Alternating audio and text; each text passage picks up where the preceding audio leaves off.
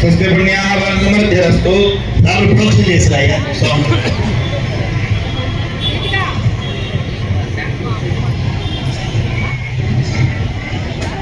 ఇంతవరకు గణపతి పూజ పుణ్యాహవచనం పూర్తయింది.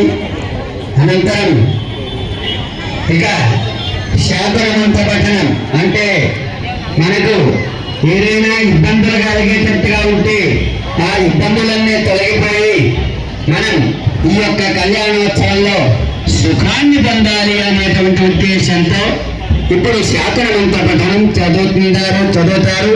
అందరూ సావధానంగా వినండి. ఇప్పుడు చెప్పిన ఈ మంత్రం ఒక అబ్బాయిని అమ్మాయికి ఇయ్యాలి అంటే